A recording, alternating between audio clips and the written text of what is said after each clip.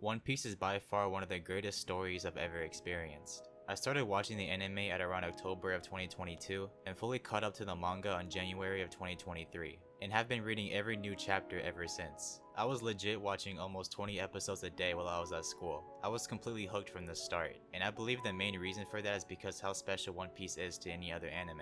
You don't often see any manga today that resemble the type of atmosphere that One Piece has. Naruto and Bleach both have their own foundation for many new modern anime, whether it being Black Clover, JJK, Demon Slayer. All of these show some similarities to Naruto and Bleach. Even AOT and Hunter x Hunter have newer anime that resemble them in some type of way. But you never really see that with One Piece, and it is for good reason.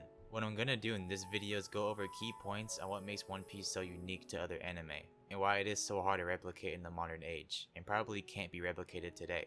If you want more videos like this, then please like and subscribe. It's free and you can unsub at any time. But without any more delays, enjoy the video. So I'll just start off with the most obvious reason One Piece is so unique, which is its sheer length. What other manga out there has over 1,000 chapters and is still ongoing to this day? Most manga don't even come close to the level of world building that One Piece has, which is a big reason on why the story is so long. Every arc introduces a new setting that feels like its own self-contained story, with distinct histories, themes, and cultures. Places like Alabasta, Dressrosa, and Wano each have their own lore, conflicts, and antagonists that define their respective arcs. Alabasta is probably my favorite of these examples. At this point in the story, it introduces a completely new kind of plot. One centered around a cold, cunning, and menacing antagonist whose goal is to overthrow an entire kingdom to gain access to a mysterious weapon. What makes him even more compelling is the organization that he leads, which operates with a structured hierarchy and a diverse cast of characters. Each of these characters has their own distinct personality and abilities, getting their moments to shine in battles against the Straw Hats. Some even become relevant again much later in the story, reinforcing the depth and interconnectedness of One Piece's world. Each island as well has their own main characters that sometimes work with Luffy or the Straw Hats. With Alabasta you have Vivi, and currently we have Loki and Elbaf. These people usually act as temporary Straw Hats, having their own backstory and fleshed out character growth within that arc, which just adds to the complexity and uniqueness of each island. What adds even more value to these arcs is what they provide for the overarching story as a whole, and the mysteries they store for the end of the series. Which brings me to my second point of this video, being the lore of One Piece. The One Piece lore is another reason for its massive length. Every arc since the beginning of the story until now has shared their tidbits of lore that creates a sort of timeline for the One Piece universe. And with every arc, there is always new questions and mysteries to later touch upon in the story, which keeps One Piece extremely long and continuously evolving. Even now with Egghead and Elbaf, we are still being fed new info about the lore and timeline of events that have taken place before the story even began.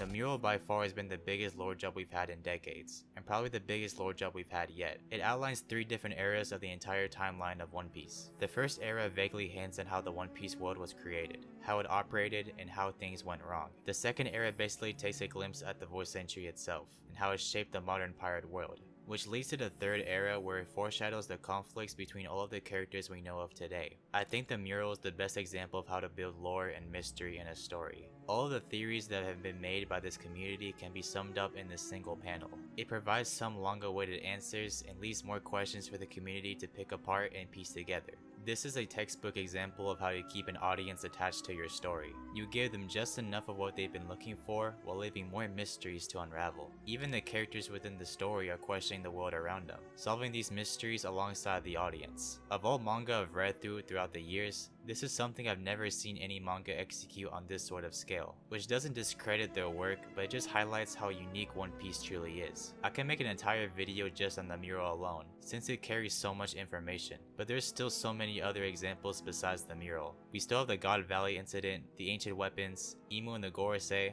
Dragon and the Revs, Roger's life, Blackbeard's origins, Shanks' origins, the Will of D, and of course the treasure of the One Piece itself. And there's still so much more that we don't know yet, despite the 25-year-long run One Piece has gone for.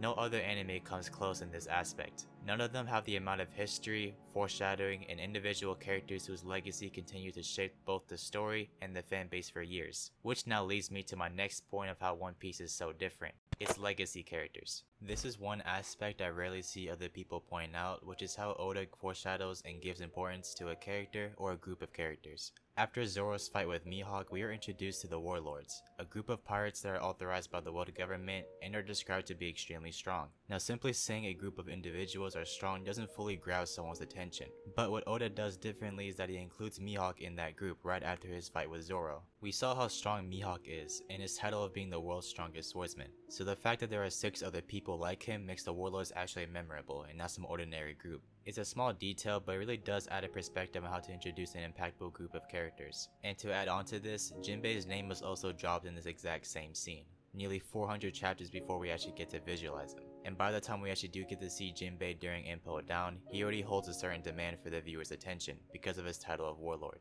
This is what keeps side characters relevant. No matter what point of the story you're in, these characters aren't completely out of the picture. They still hold importance to some kind, either because of their title or just their names being dropped here and there. Another example I can give are the Yonkos and the Admirals. The Yonkos were introduced as basically being the peak of the verse when it comes to strength, and are considered the closest pirates to the One Piece. All 4 of these characters are frequently name dropped throughout the story without ever seeing them. You either hear about them making some big crazy move, or hear about them if they hold territory wherever the Straw Hats are at. And until you do see them, they pretty much hold all the attention on the screen. Whitebeard was built up as the man who rivaled Roger, the world's strongest man, and the pirate that's closest to the One Piece. All 3 of these facts give this character significance before we even get to see him, and all other Yonko get the same type of gas as well. The Admirals are introduced a little more differently. These 3 weren't really foreshadowed, but back during pre-time skip, these guys were the most threatening of them all. Anytime you see an Admiral pop up, it usually means to run away immediately or it's game over. Kizaru is probably my favorite example of this. We were introduced to this new group called the Supernova who were meant to stand as a new generation of strong pirates, which included Luffy and Zoro. We were also introduced to Law and Kid, who was just as strong. So by this time, we recognize the Supernova as a strong group. But what Oda decides to do is let one admiral stop by and pretty much just walk through all of them. None of them were even able to damage him. This by far is one of the best ways to demonstrate power gaps between characters, and not with just admirals. What these legacy characters all have in common is that they're never usually involved with our main characters, but yet we practically treat them as if they are main characters, mainly because all of them hold so much importance for the One Piece world. Think of Marineford. The goal of this arc was for Luffy to save Ace, but yet we barely get to notice Luffy's whereabouts. What this arc focuses on is all the warlords, admirals, and yonkos having their own battles, while getting a peep on what type of character they are. Luffy, despite being the literal main character, gets the least amount of attention, because he's just too weak to hold any relevance on such a grand conflict. And the goal of the arc isn't even accomplished. Akainu just decides to kill Ace out of spite, without Luffy being able to do anything about it. What these legacy characters demonstrate is that the world doesn't just revolve around Luffy and the Straw Hats. Other characters that are even involved with the main cast still hold equal amount of importance, if not more importance. What Akainu did by killing Ace just shows that it doesn't matter what Luffy thinks or what he's been through. It holds zero impact to these other characters' perspective, and you really get to see that in a shonen anime.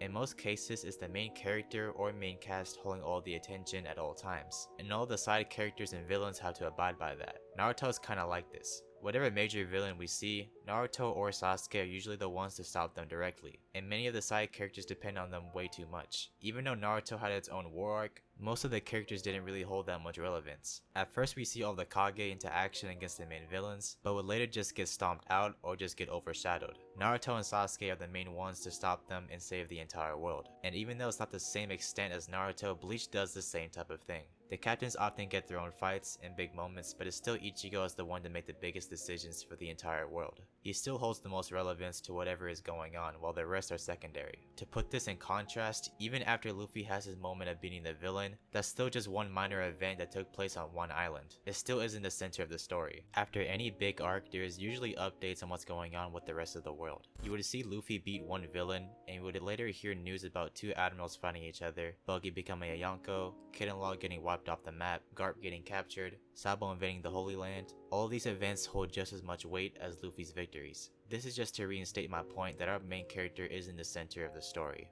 But what the main characters have that are important is the journey they go through, which is my final point of this video. The journey of One Piece. I believe this point is what differentiates One Piece the most from every anime, and pretty much any series out there. This sounds obvious, but all stories have a journey. Every anime has a start and end point, and we all follow the main character's path to that end point, right? So how is One Piece any different?